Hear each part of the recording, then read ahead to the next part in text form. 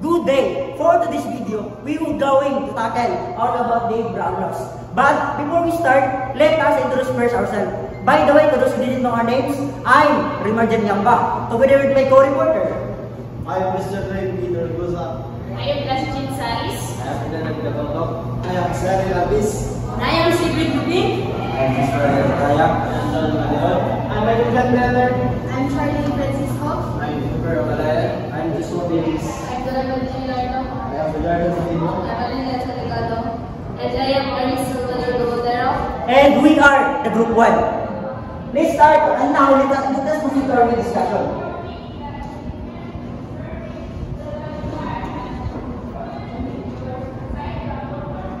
In this PowerPoint presentation, we are expected to learn what is RA 6969, what is RA number 8749, what is RA number 9075, and what is RA number 9003, and what is PD number 1586 in order for us to easily understand what is brown loss. And now let us proceed to our main discussion. Let us start to discuss what is RA 6969, which is also known as the toxic substance and hazardous waste and nuclear waste control act of 1990. In order for us to actually understand what is RA 6969, let us individually discuss what is the title, from the title itself.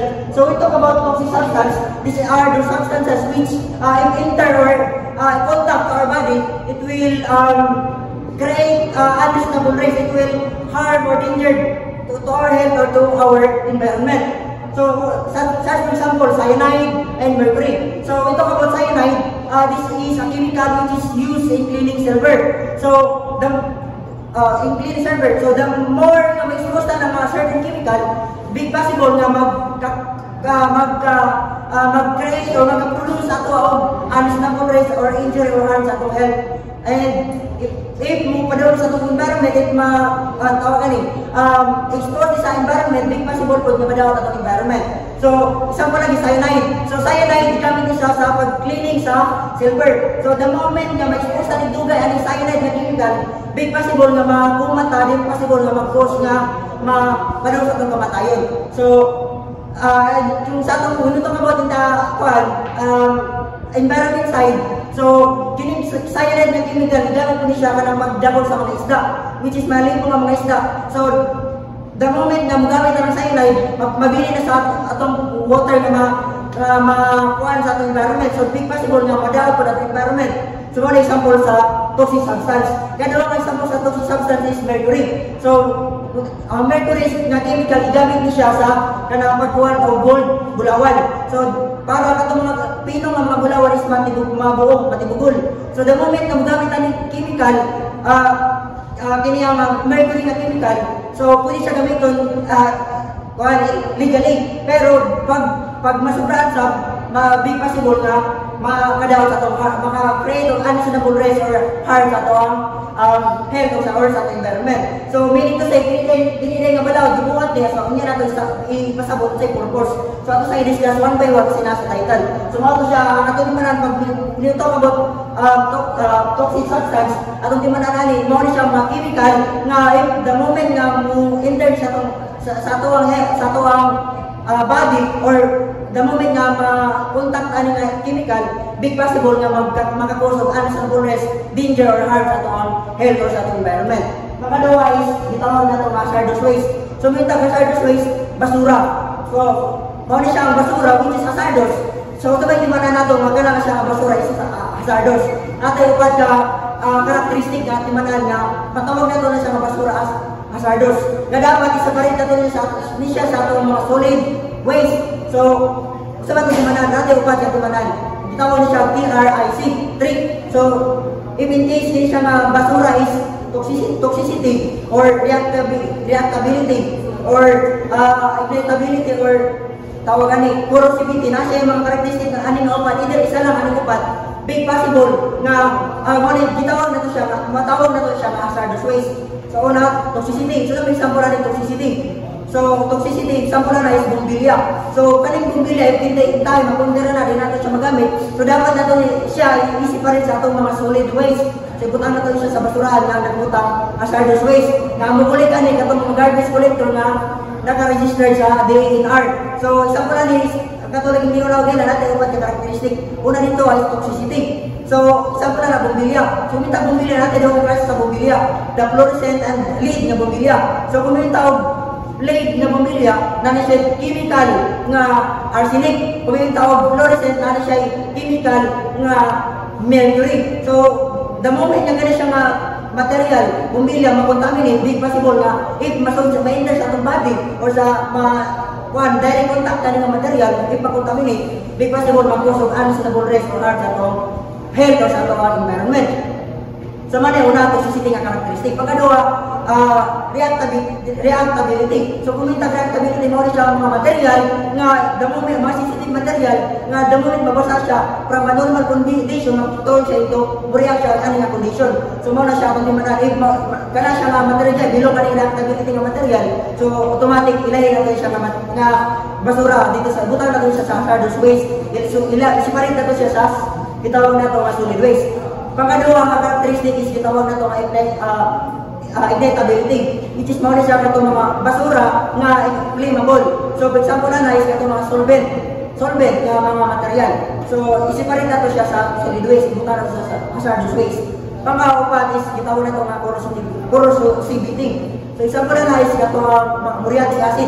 So the moment na kana siya, kasi hindi siya nga material, kaya mo direct contact sa mga body, big possible nga mapasok ta. So ano siya, atong upat na timanan na matawag na to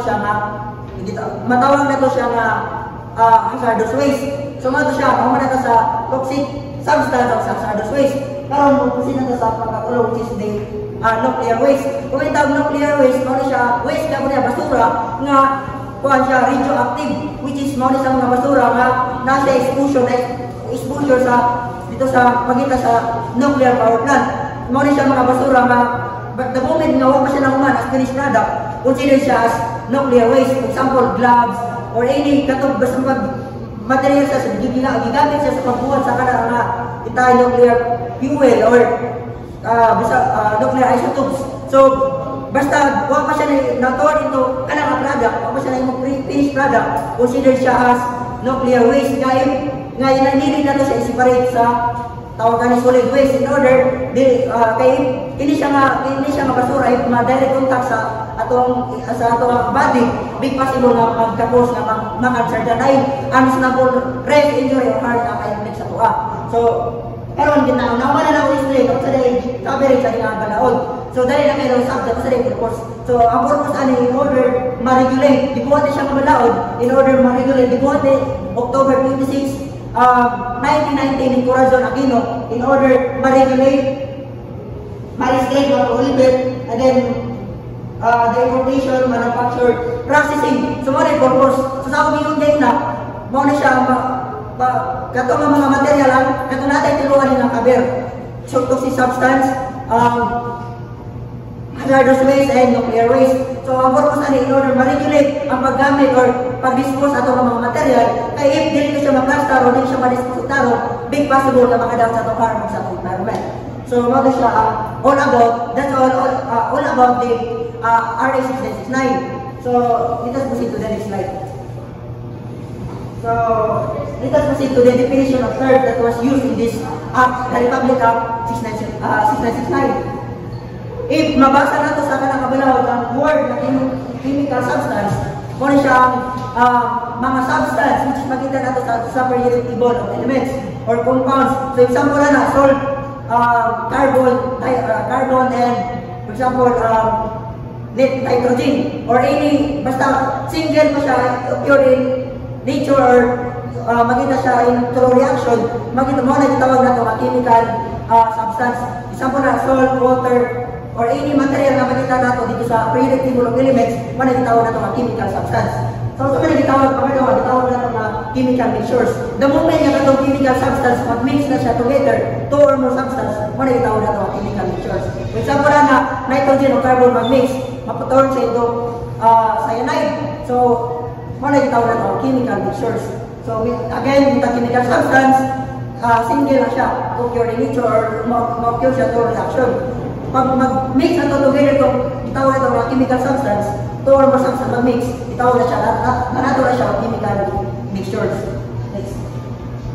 And now, proceed, then importation. If mabasa na ito ng word importation, hindi ka na, from the transfer of goods or material from gikan sa lain naso gidana ko sa atong naso. Importation, the entry of material gikan sa lain naso gidana ko sa atong naso.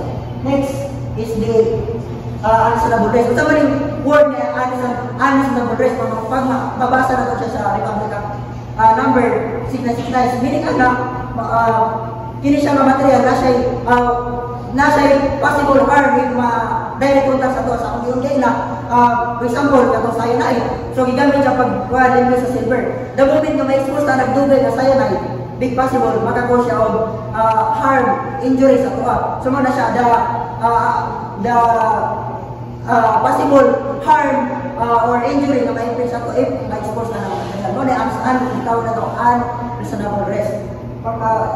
Then, the hazardous waste. Pag mabasa natin yung hazardous waste word dito sa Republic Act number 669, meaning na sa yun din na, mawala siya kung yun din na hazardous waste, hazardous material, which is if makontaminate siya big possible if mo-enter sa body or direct contact na material, big possible makakos of harm, injury, or unreasonable rest at all. So, mga nagitawag na ito hazardous waste. Sample na, itong bumilya, if mapundira sa nabumila, dapat i-dispose na doon siya sa itawag na itong hazardous waste. And then, ang makulik yung mga hazardous waste, dapat i-separate na ito sa itawag na itong solid waste. So, dapat, ang makulik is itong mga garbage collector na accredited or permitted sa DER. So, muna siya, ang itawag na itong hazardous waste. Waste, or sa mga basura, which is mga contaminated na mga basura, na dapat i-separate na ito from the solid waste in order dili makakos ato or di maka-impress atong harm, injury, or any harm or injury sa atong health or sa atong environment. The last one is itawag na itong nuclear waste.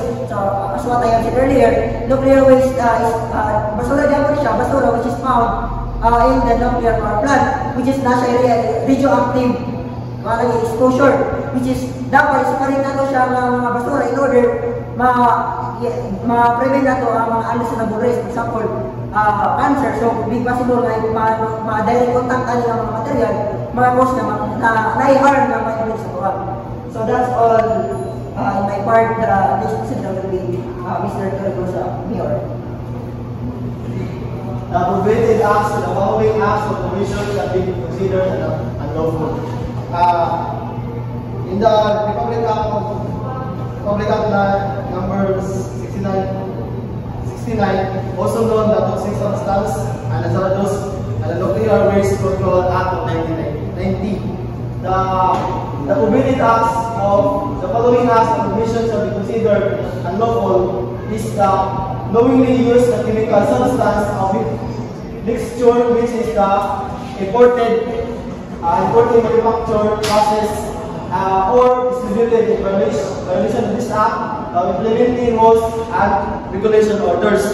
The importation of toxic waste, importing toxic waste into the Philippines for disposal is strictly prohibited. And number 2, failures of disposal of submit reports, notice, or another information, access and record and required by this act of permit and infection of establishment where chemicals are manufactured, processed, stored, or other held.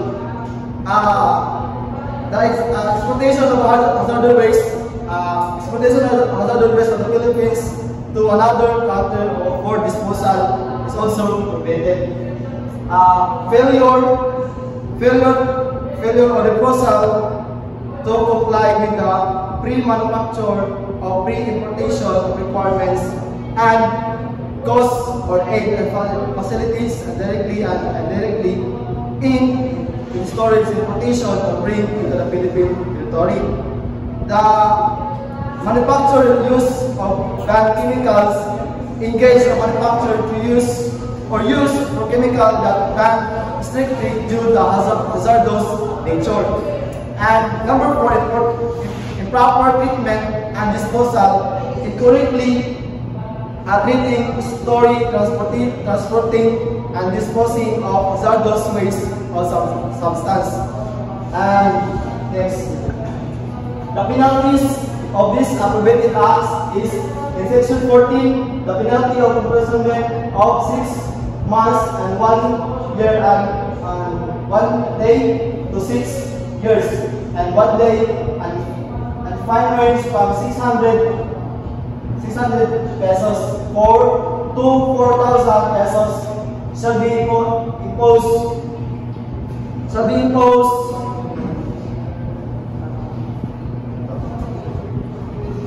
imposed upon any person who shall violate in section 13. Of this act shall be not covered or prohibited law. And in case of violation of this act is committed a partnership.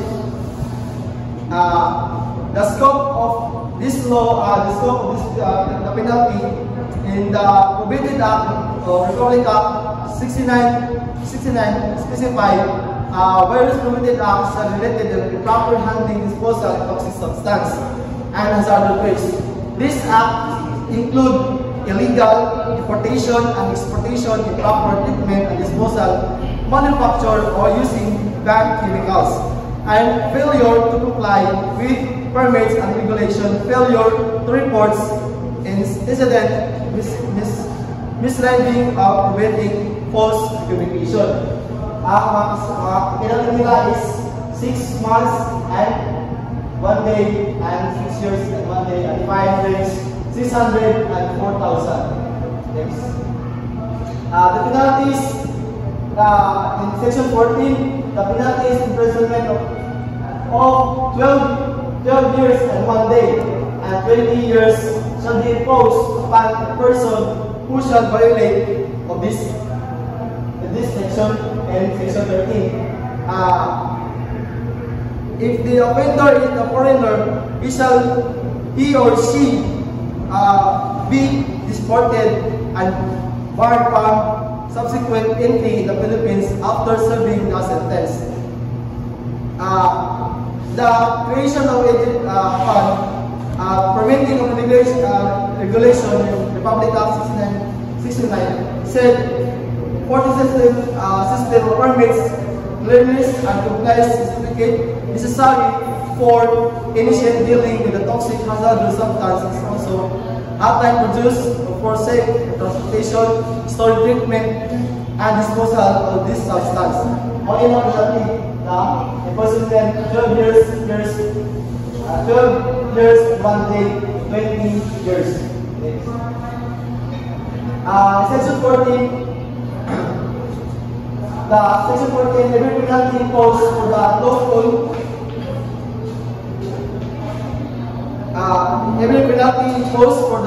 lawful importation, entry, transport, manufacture, processing, sale, or distribution of chemical substance or mixture within the Philippines shall be carried in a classification and forfeiture in favor of the government. The public awareness of participation of the Public Act 69 encourage the public participation and decision-making process related to the hazardous substance and waste. It promotes information, dissemination, education, and training programs regarding this risk associated with toxic chemicals, hazardous chemicals. That's all. Next.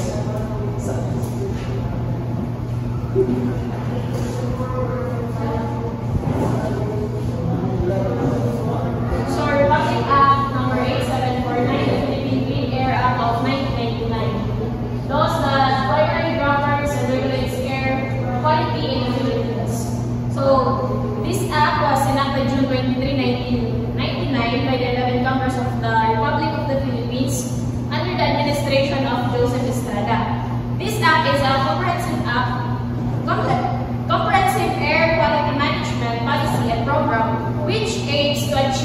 maintain healthy air for all Filipinos. The purpose of this is to address the degrading position of air quality in the Philippines due to the growing industrialization of the nation.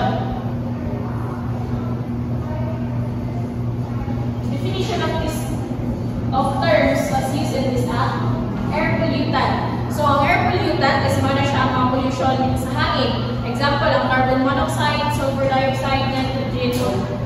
Kasagaran na makita na sila sa sakyanan o sa mga pabrika. Next is ang ambient air quality. Mana siya ang quality sa hangin na nasa atong palibot. I-measure na siya kung unsang epekto sa hangin sa atoa o sa atoang palibot. Next is ang Certificate of Conformity. So, isa na siya ka-document na nagpapatuod ng isang kasakyanan is na-meet niya ang regulation or requirements na gina-provide ang act. Next is department, means the Department of Environment and Natural Resources. Emission means any air contaminant, pollutant, gas, stream, or unwanted sound from no source which is passed into the atmosphere. So, example ng emission is vehicle emission. So, mauna ang kanang kaso magikan sa sakyanan. Ang ikaduha is industrial emission, kanang mga gikan sa pagpabrika mga chemical o pollutant na makaapekto sa ato ang hangin. Next is greenhouses. Greenhouse gases mean those gases that can potentially or can reasonably be expected to induce global warming, which include carbon dioxide, methane oxide of nitrogen, chlorofluorocarbons, and light.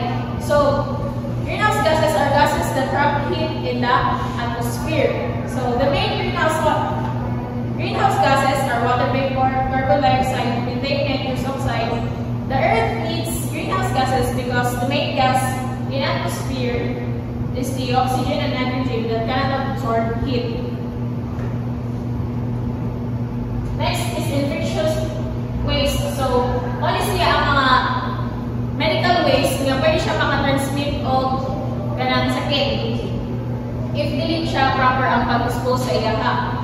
Next is medical waste. So, muna siya ang mga basura nga gikan sa hospital, sa laboratories, o sa mga clinic. Next is municipal waste. Muna siya ang mga basura nga from that specific municipality. Sunod is ozone-depleting substance. So, ang ozone-depleting substance, muna siya ang makadaot sa ozone layer.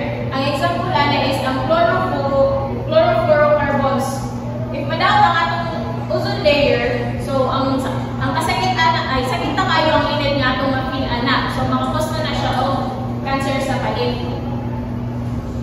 Tapos ang sunod is ang pollutant. Any substance shall refer to any substance, whether solid, liquid, gaseous, or radioactive, which directly or indirectly alters the quality of any segment of the receiving water body to affect or tend to affect adversely any beneficial use thereof. Next is stationary source.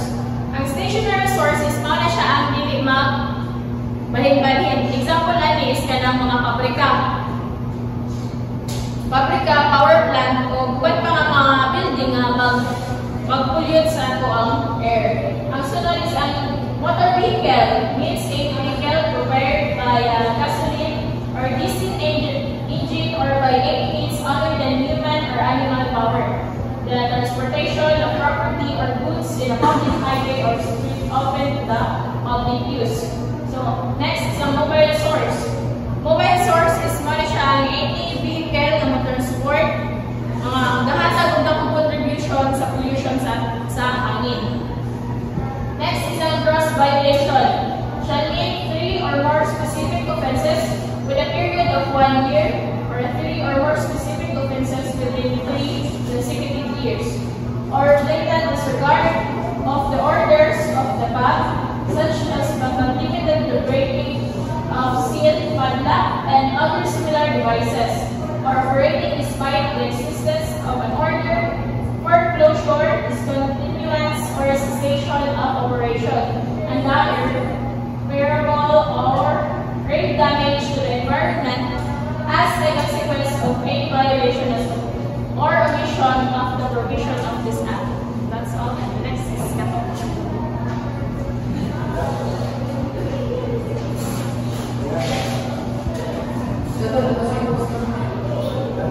Committed acts, following acts by provisions shall be considered unlawful. Violation of standard source, section 19 to 20, violation of standard for chemicals, section 21 to 22. Violation of other regulation, Act, section 54 to 55. Section 45, violation of standards for stationary sources or actual exceeding of any violation or pollution or air quality standards under this Act or its role and pollution, the Department of Pollution Board, PEB, shall enforce that by not more than 100,000 pesos. Violation against the owner or operation of stationary source at process time from standard 5 bill. The fine or increased time shall be increased at least 10% every 2 years to compensate for completion and maintenance of the functions. Section 46. Violation of standard for vehicles. No motor vehicles shall be registered with the duty seat at least meets the emission standard set by the Department as provided in Section 21. Thank you for your service.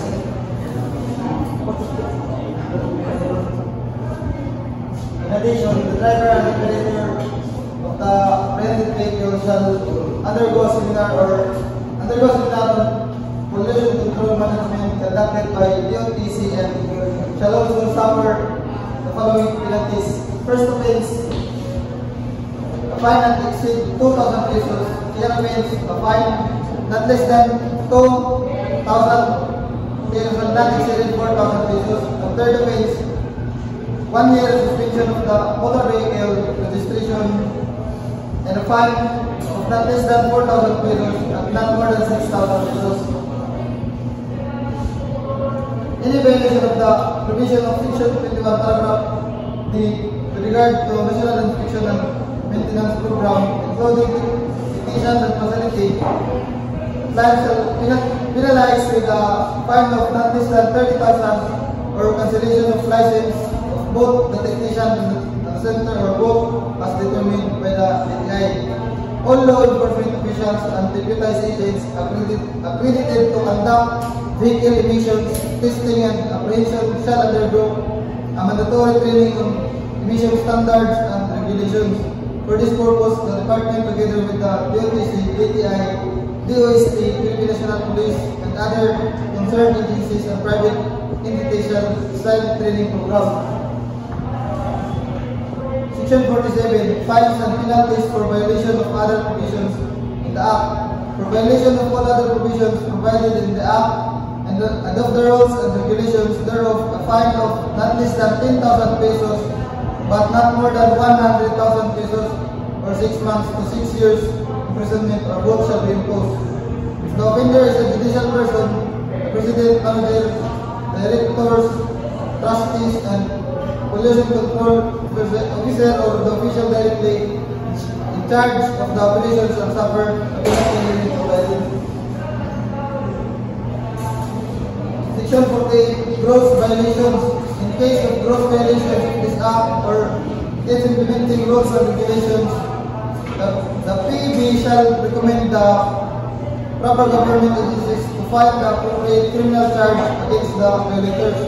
The PAB or PB shall assist the public prosecutor in the litigation of the case. Offender shall be punished with imprisonment of not less than 6 years but not more than 10 years at the discretion of the court. If the offender is a judicial person, the president, manager, directors, trustees, the police control officer, or official directly in charge of the operation shall suffer the penalty therein provided.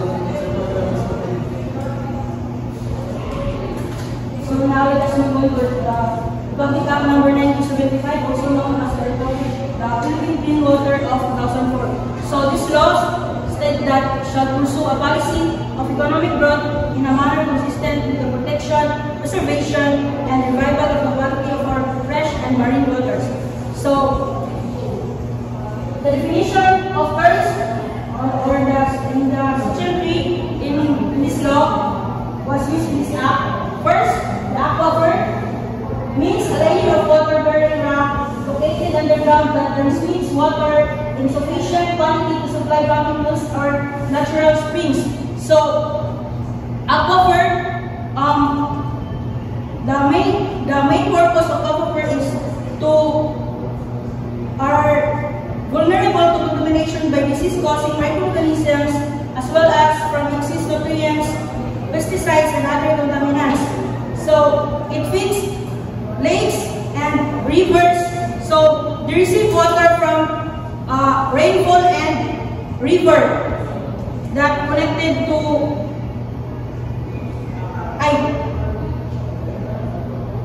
aquifer feed lakes and rivers that receive water from rain and river connection and drains from sand and rocks. So second is aquatic life. It means all organisms living in freshwater and marine environments. So the beneficial use of aquifer. So why it is important? First, the domestic purposes means the utilization of water for drinking, washing, bathing, or cooking, or other household needs. So, second, the municipal purposes. So, the means of utilization of water supplying for requirements for the community. Third, water for irrigation. The utilization of water supplying for agricultural crops. And water for power generation means the utilization of water supplying for the mechanical power and use of water for fisheries, livestock raising, industrial and recreational and other purposes. So, next is that civil society means non-government organization or NGO and people's organization. And cleaner production means the application of an integrated preventive environmental strategy to process products, services to increase efficiency and reduce the human and the environment. Next is the cleanup operations, means activities involving the removal of pollutants discharged or spilled into a water body and its surrounding, and the restoration of the affected areas. Next is the department, means the Department of Environment and Natural Resources. Next is the drinking water, so means the utilization of water intended for human consumption or for use in food preparation. So, like sa Bigyan, so first, the domestic purposes or utilization of water supplying for cooking, bathing, and other household needs. So, last, environmental management means the entire system includes, but is not limited to, conservation, reduction, and minimization of pollution, reproduction, waste management, environmental law and policy, environmental education and exploitation, study and education, the environmental impacts of human activity, and environmental research. So, other definitions will be discussed with the next presenter, which is Warren Alvarez. So, next, definition of terms of the Republic Act 1975, the Philippine Clean So let's start. Wastewater means water containing less than 100 ppm from common source sodium chloride, such as that in groundwater, rivers, pipes, and lakes. So, kadua, groundwater, kung sa mga tubod, means subsurface water that occurs with a water table in soils and rocks or in geological formations. Katalo, hazardous waste means any waste or combination of waste of solid, liquid, contained, gaseous, or semi-solid form which cause or contribute to an increase in mortality or an increase in serious, irreversible, or incapacitating reversible illness. Taking into account toxicity of such waste, its persistence and degradability in nature, its potential for accumulations or concentrations in tissue, and other factors that may otherwise cause or contribute to adverse acute or chronic effects on the health of persons or organisms. Next is industrial waste. Kanang mga waste sa industry. Tapos sunod is sewage. Means sludge produced already inside wastewater disposal systems or ginagawa ng mga quartz septic tanks. Next is sewage. Sewage means waterborne human or animal waste, including oil or oil waters removed from residences, buildings, enclosures, industrial and commercial establishments together with such ground surface water and storm water as may be present, including such waste from vessels, offshore structures, other receptacles intended to receive or retain waste or other places or the combination thereof. So now, sewerage. Sewerage includes but not limited to any system or network of pipelines, ditches, channels, or conduits, including pumping stations, lift stations, and force mains. Sludge means any solid, semi-solid, or liquid waste or residue generated from a water treatment plant, water supply treatment plant, or water control pollution facility, or any other such waste having similar characteristics and effects.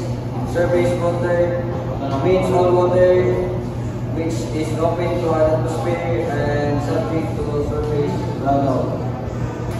Next is treatment. Treatment sa mga waste means any method, technique, or process designed to alter the physical, chemical, biological, and geological character or composition of any waste or wastewater to reduce or prevent pollution. So that toxic amount means the lowest amount of concentration of those toxic pollutants which may cause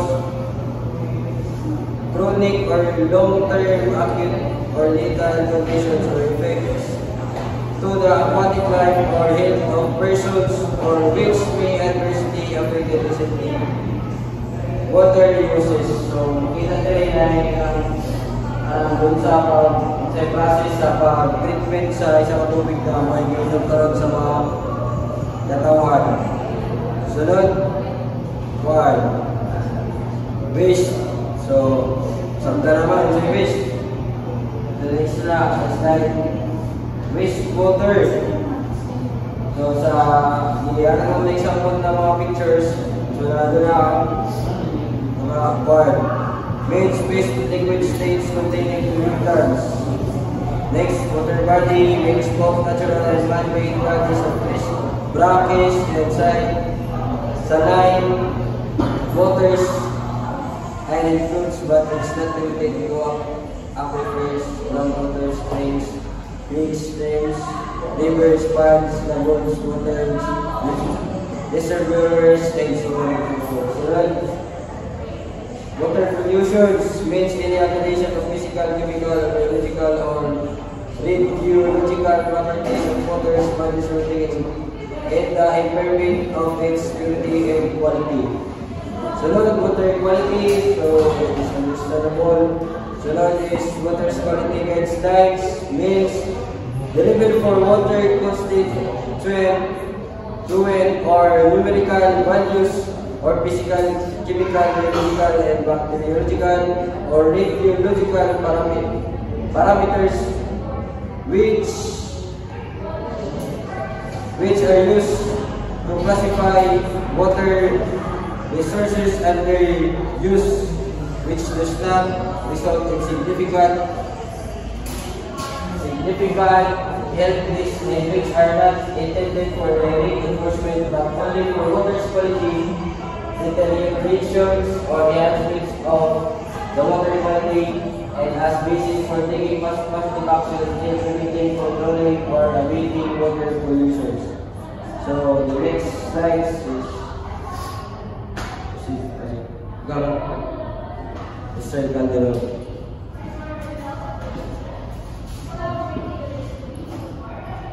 Following up, the following acts are hereby prohibited. Water pollution.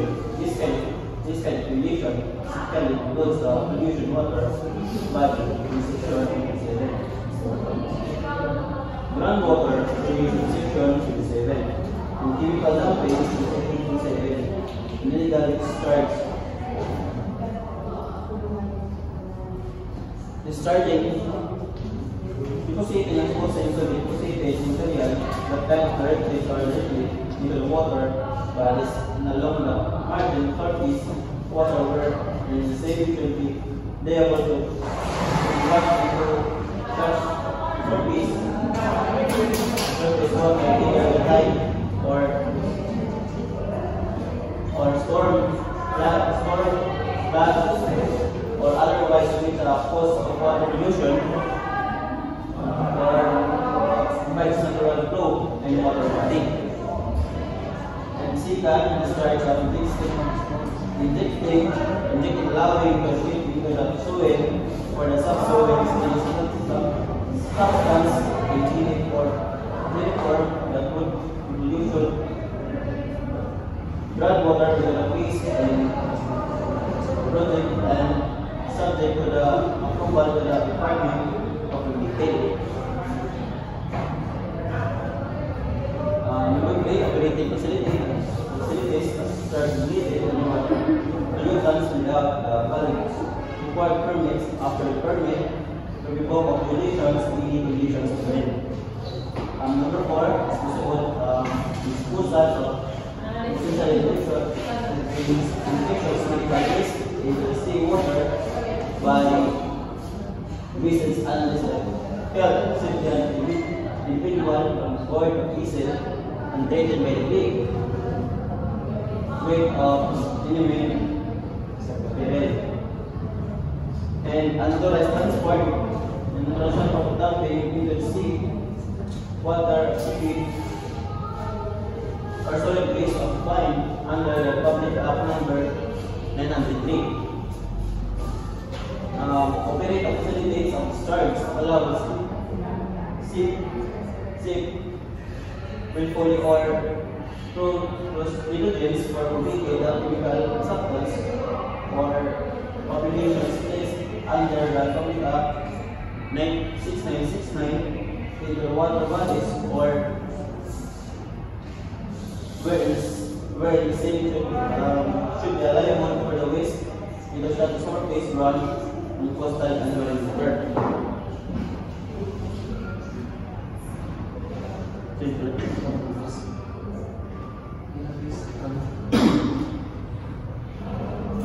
So for the continuation of the report of Mr. Calderon, so Andrea is ako lang ikuan ang mga penalties sa katong prohibited acts nagibang yang giniscuss.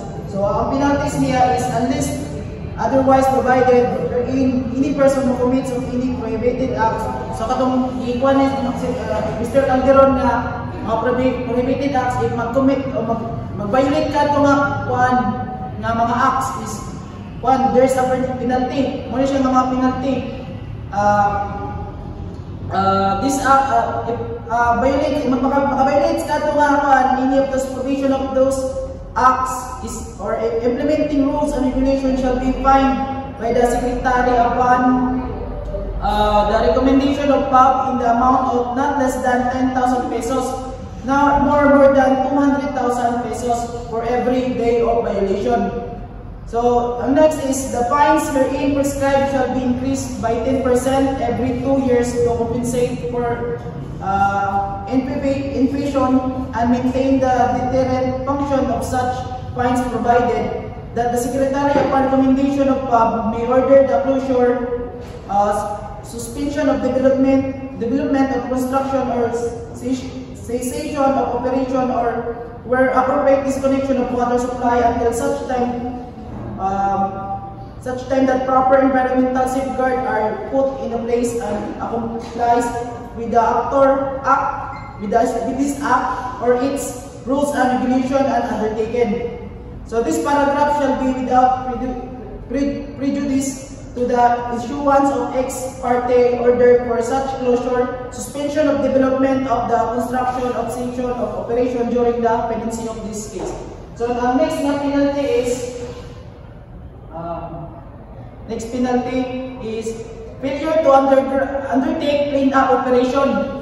So willfully or through gross negligence shall punish by imprisonment of not less than 2 years and not more than 4 years, and fine not less than 50,000 and not more than 100,000 pesos per day for each day of violation. Such failure or refusal which result in serious injury or loss of life and or irreversible water contamination of such contamination of surface, ground, coastal, and marine waters shall be punished with imprisonment of not less than 6 years and 1 day and not more than 12 years, and fine 500,000 pesos per day for each during which the commission and contamination continues.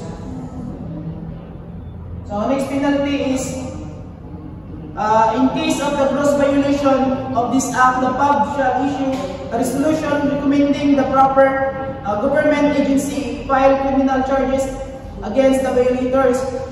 So kung maka-commit ka ito, lagay ka itong mga prohibited acts, pwede ka ma-charge ng criminal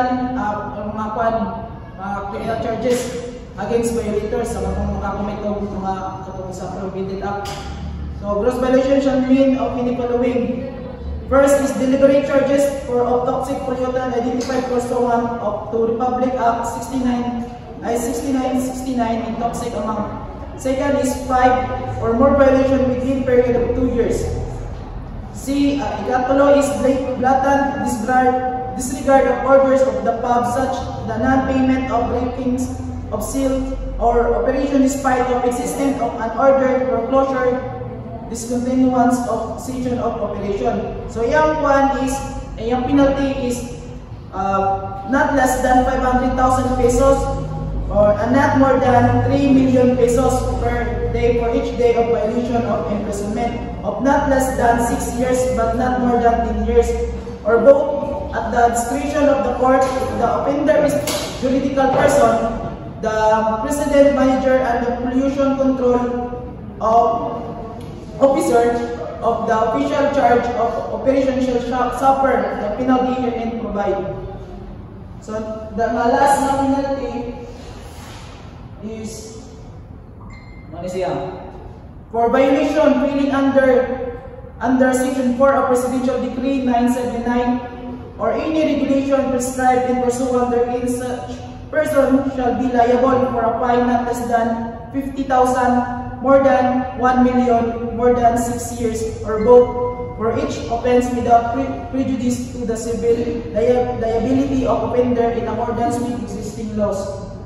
So ikaduha nga penalty is if the offender is a juridical entity, then its officer, directors, agents, or any person primarily responsible shall be held liable, provided that any vessel from which oil or other harmful substances are discharged in violation of Section 4 of Presidential Decree 979 shall be liable for the penalty of fines specified in the immediate preceding paragraph, and clearance of such vessel from the port of the Philippines may be withheld until the fine is paid, and such penalty shall constitute on such vessel which may be recovered or in proceedings.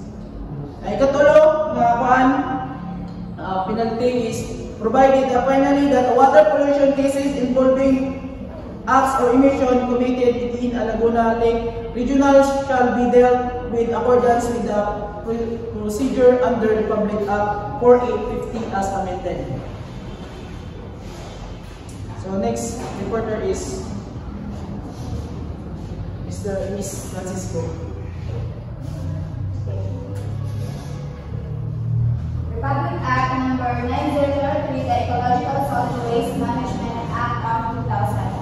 RA 9003 was passed by the Philippine Congress on December 20, 2022 and was successfully approved by the Office of the President on January 26, 2001. One of its declared policies is to ensure the proper segregation, collection, transport, storage, treatment, and disposal of solid waste through the formulation of adoption of the best environmental practice in ecological waste management, excluding incineration. The definition of terms as used in this act is the agricultural waste shall refer to the waste generated from planting or harvesting of crops, cleaning or pruning. Bulky waste shall refer to waste materials which cannot be appropriately placed in separate containers because of either its bulky size, shape, or other physical attributes. The next one is the Bureau shall refer to the environmental management, and collection shall refer to the act of removing solid waste from the source or from a communal storage point. Composting shall refer to the controlled composition of organic matter by microorganisms, mainly bacteria and fungi, into a humus-like product. Controlled dump shall refer to the disposal site at which solid waste deposited in accordance with the minimum prescribed standard of site operation. Disposal shall refer to the discharge, deposit, dumping, spilling, leaking, or placing of any solid waste into or any land. Ecological solid waste management shall refer to the systematic administration of activities which provide for segregation at source, segregated transportation, storage, transfer, processing. And the next is generation shall refer to the act of process of producing solid waste. Generator shall refer to the person, natural or juridical, who thus uses a material and makes it available for disposal or recycling. The last one is the hazardous waste shall refer to solid waste or combination of solid waste which, because of its quantity, concentration, or physical, chemical, or infectious characteristics may cause or significantly contribute to an increase in mortality or an increase in serious substantial present. The next reporter will be Abalay. Let's continue, sir. Municipal waste. So, municipal waste shall refer to waste produced from activities within local government units, which include the combinations of domestic, commercial, institutional, and industrial waste, and stakeholders. So, kami po ang mga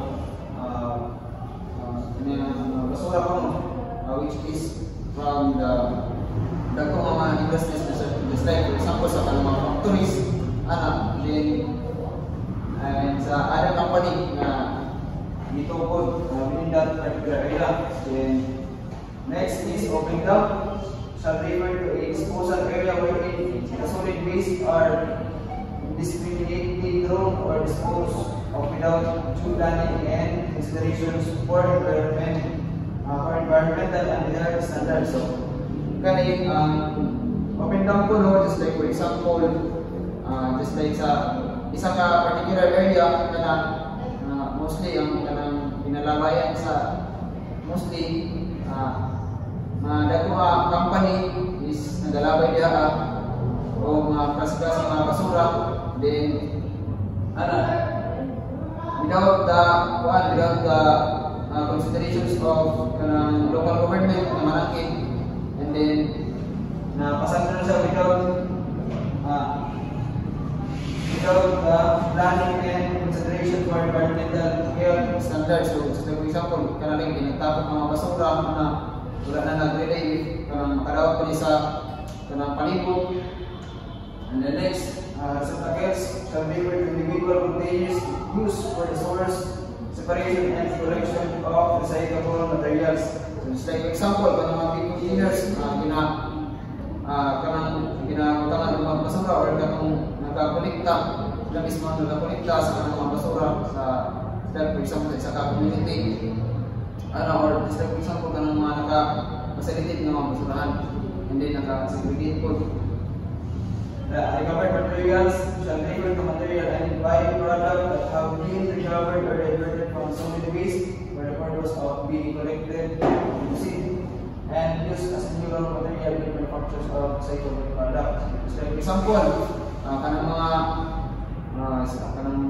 plastic bottles, pwede pa ma-recycle, ginakolekta na siya for purpose of buhat ang otro mga or gamiton otro na mga putanganan sa kanang pwede mo kanang base sa kanang mga bulak, for example, ng mga big cans and then recyclable materials shall refer to any waste material free from the waste free and free from contaminations that can still be converted into suitable beneficial use for other purpose, including but not limited to newspaper, ferroscrap metal, and ferroscrap metal used oil, corrugated cardboard, aluminum, glass, office paper, tin can, and other materials as may be determined by commission.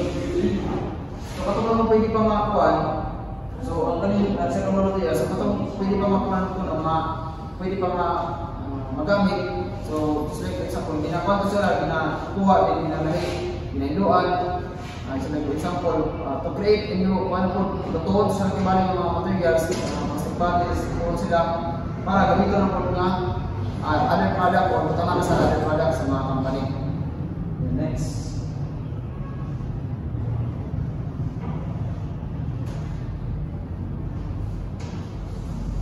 Recyclable materials are able to post-consumer material that has been recycled and returned to economy. And then, recycling naman shall refer to the treating of use of waste material through a process of making them suitable for beneficial use and for the other purposes, the new products in such a manner that the original products will lose their identity and is being used as a raw material for the productions of other goods or service.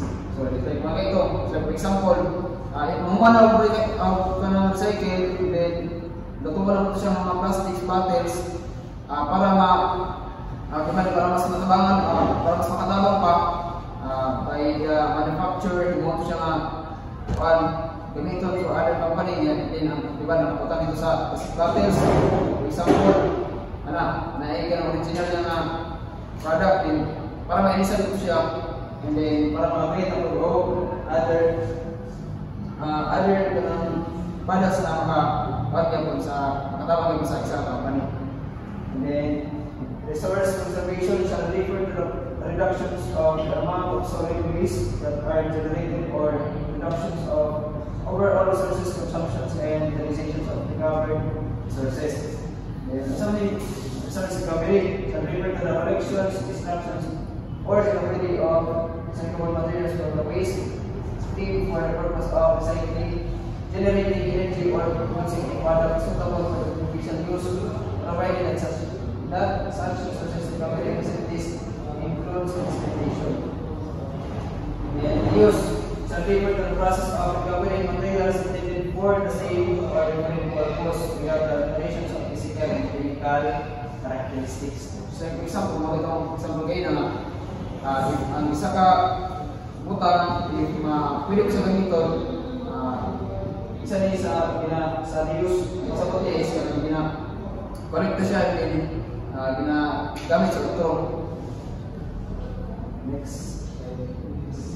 Sanitary landfill shall refer to the waste disposal site designed, construction, operated, and maintained in a manner that exerts engineering control over significant potential environmental impacts arising from the development and operations of facility. So, kanina sanitary landfill naman, so marami itong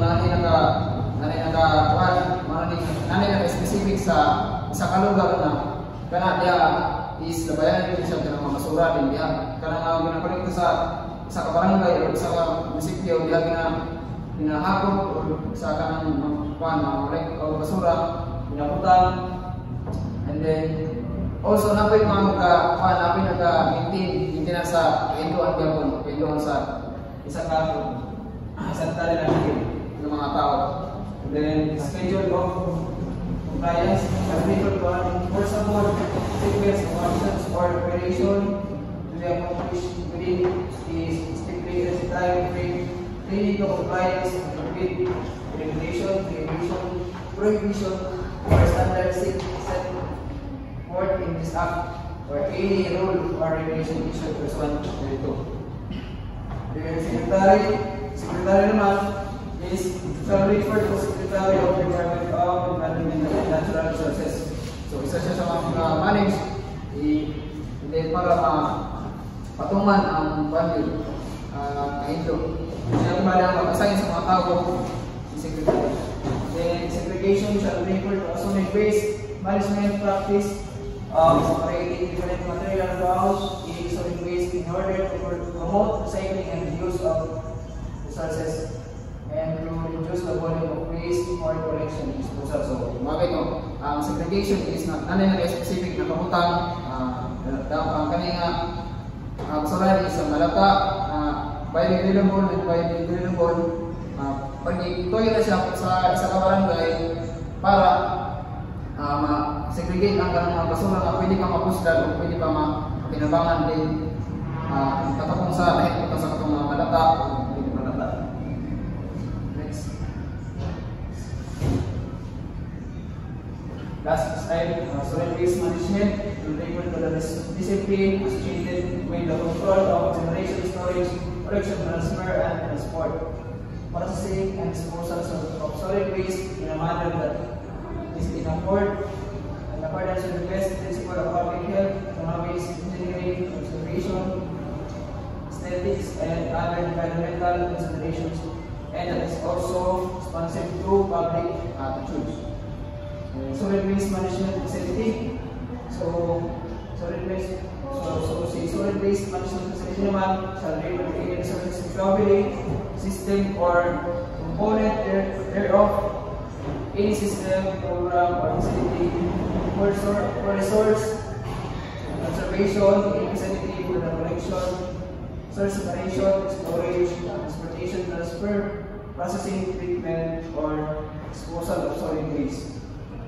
Source reduction shall refer to the reduction of solid waste before it enters the solid waste stream by such as product design, materials substitution, materials reuse, and packaging restriction. So, source separation naman is shall refer to the sorting of solid waste into some or all of its component parts at the point of generation. And then lastly is special waste shall refer to the household hazardous waste such as paints, cleaners, household batteries, lead acid batteries, sprays, canister, and like.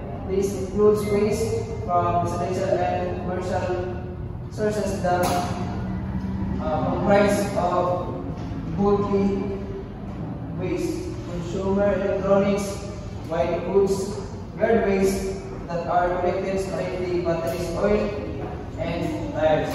These wastes are usually handled separately from the residential and commercial waste. So also it's for the waste to swap things.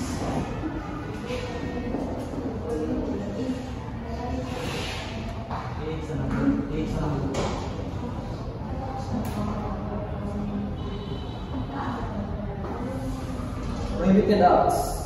The following are prohibited acts. Number one is the most common. Littering, throwing, dumping of waste materials in public places such as roads, sidewalks, canals, parks, and establishments, for causing or permitting sale. Next, undertaking activities for operating, collecting, or transporting equipments in violation of sanitation and other equipments or permits set forth in or established pursuant to this act.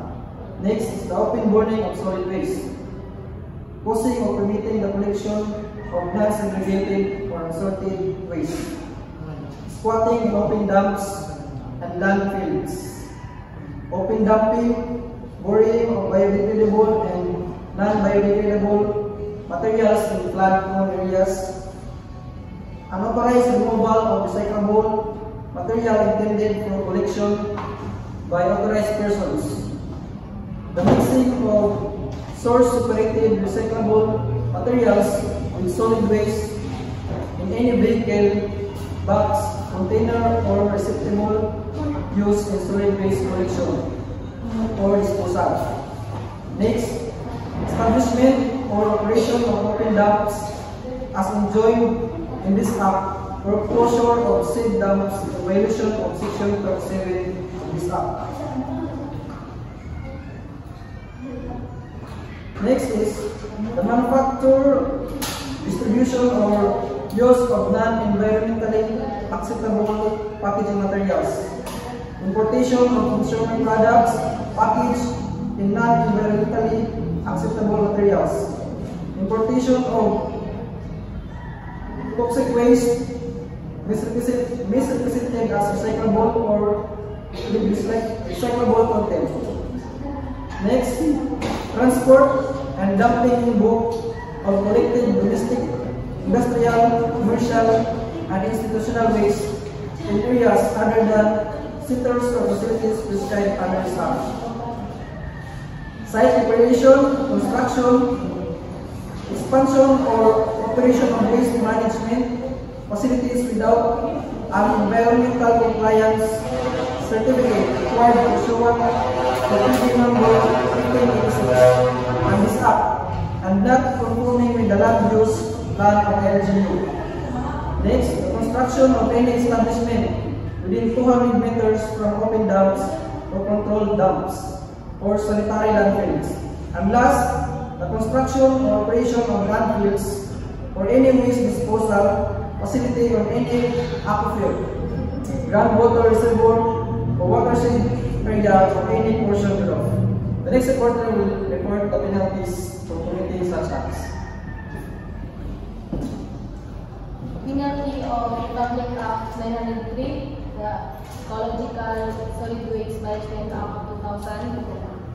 First penalty, any person na naglabag sa paragraph 1 will be punished with a fine of not less than 300 pesos but not more than 1,000 pesos, or community service not less than 1 day, not more than 15 days.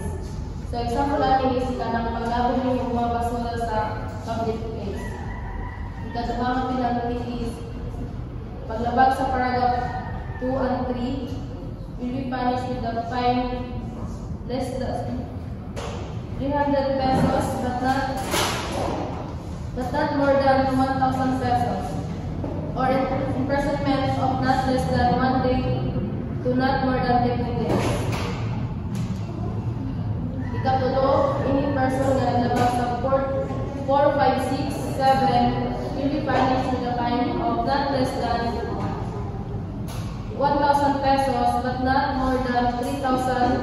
pesos or imprisonment of not less than 15 days. Ikaapat is paglabag sa paragraph 4, 9, and 10, and 11.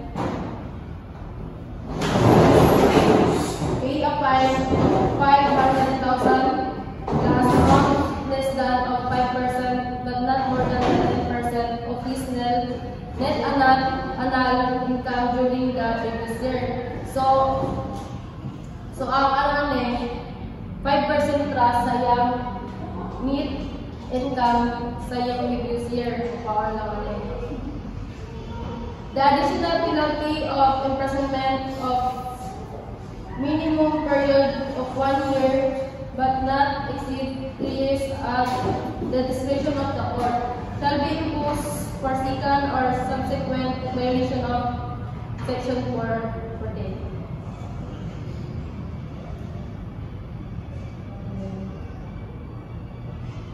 Kalima is any person na naglabag sa paragraph 12 and 13 will be punished with the fine of 10,000 pesos but not more than 200,000 pesos or imprisonment of not less than 30 days but not more than 3 years. The last one is any person na naglabag sa paragraph 14 and 15 and 16 will be punished with a fine of not less than 100,000 pesos but not more than 1 million or imprisonment not less than 1 year but not more than 6 years. If the offense is committed by cooperation, partnership, or other judicial entity duly organized in accordance with the law, with the chief executive officer, president, general management, managing partner, or such other officer in charge, shall be liable for the commission of the offense penalized under this act. If the offender is alien, ang iyang fines is sa every 3 years niya is waan iyang net income of 10%. The next reporter is Mr. Ati.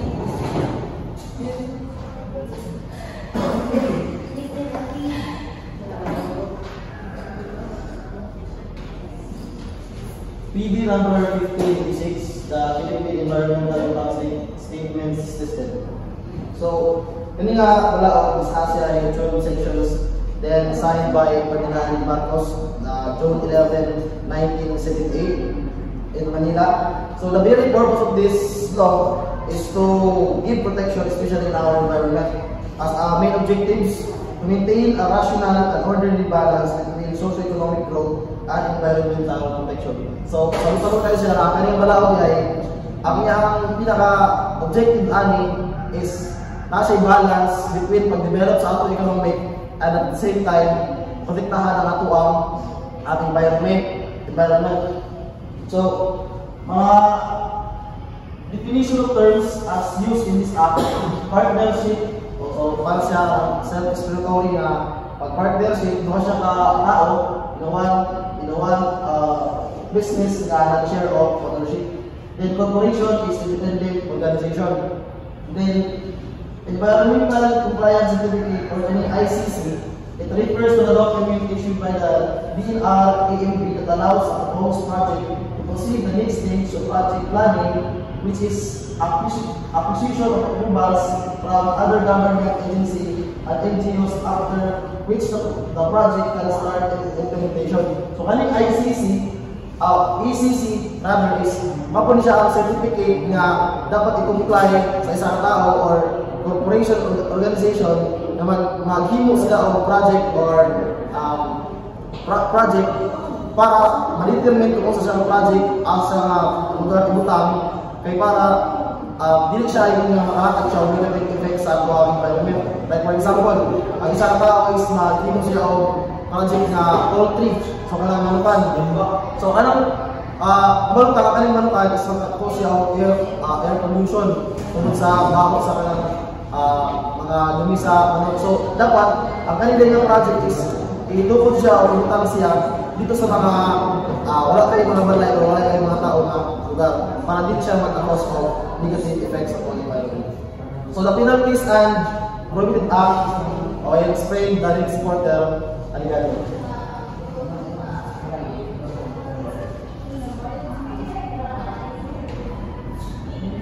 So prohibited acts under section 4 sa PD 1586 sa Philippine Environmental Impact Statement System is no person or partnership or corporation shall undertake or operate in such declared environmentally critical project or area without first securing environmental compliance certificate nga nanag-issued sa President or any representative niya. For the proper management of such critical project or area, the President may be, by his proclamation, may organize such government offices, agencies, institutions, such corporation or instrumentalities, including the realignment of government personnel and their specific function and responsibilities. So, ang panati ang nila nag-prohibit sa buwan ang nila prohibited acts is that any person, corporation, or partnership found violating Section 4 of this decree or the terms and conditions in the issuance of the environmental compliance certificate or standards, rules, and regulations issued by the National Environmental Protection Council pursuant to this decree shall be punished by the suspension or cancellation of his or its certificate or a fine in an amount not to exceed 50,000 pesos for every violation thereof at the discretion of the National Environmental Protection Council. So next is reporter is Ms. Cabotero.